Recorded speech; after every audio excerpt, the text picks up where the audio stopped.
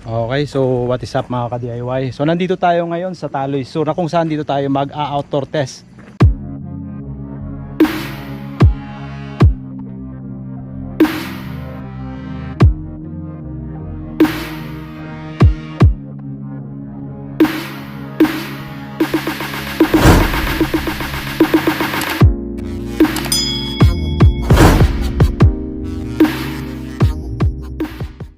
Okay, so bihira natin gawin ito. Mahirap maghanap ng pagkakataon para makapag-vlog outdoor, okay?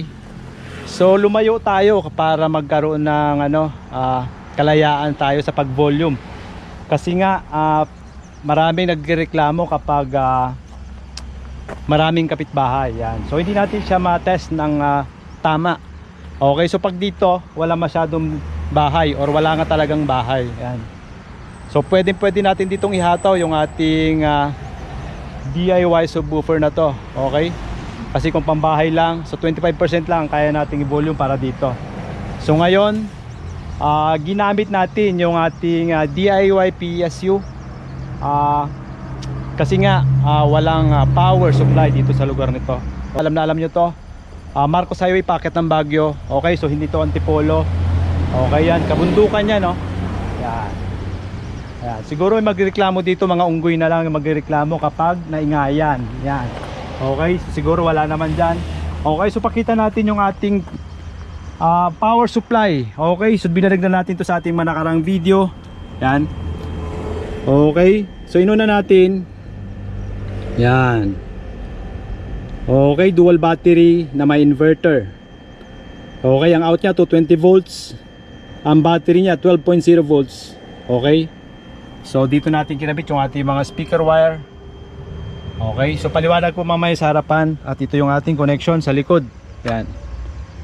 Okay, yung subwoofer pala sa harapan pa rin nakakabit. Dahil di pa natin na fix itong sa likod, sa terminal. Ayan, okay. So ito pa rin yung ating gagamitin na subwoofer, Joson Carbon o Red Carbon ng Joson. Dual magnet, 1800 watts RMS. At ito namang isa ay 4 magnet, 2200 watts RMS, carbon loading ng Joson.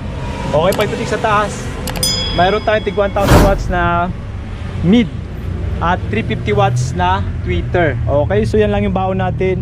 Ayan lang yung nakayanan natin. Okay, so pakita ko lang saglit yung ating amplifier sa harapan. Ayan, okay. So pagdating dito sa baba, ang pinakabago ng Joson, Sun 2.0 Class H. Ayan. Okay, so blinag na natin to sa ating nakarang video. In-unbox natin, binuksan natin at syempre binigyan natin ng review at may mga test na rin tayo sa amplifier na to. Pagdating sa gitna, ginamit natin dito yung ating mga tweeter na dalawa.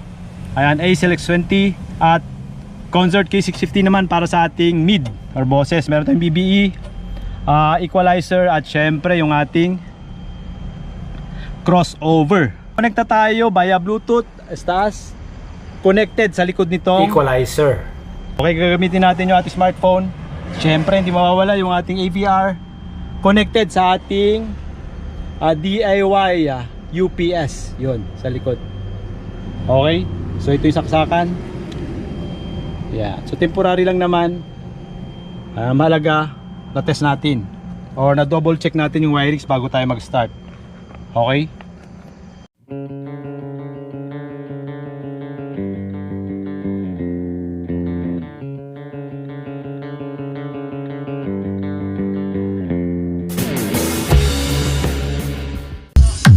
Kumusta ka aking mahal?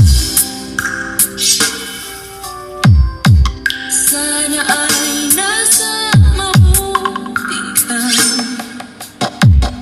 Ako'y wag nang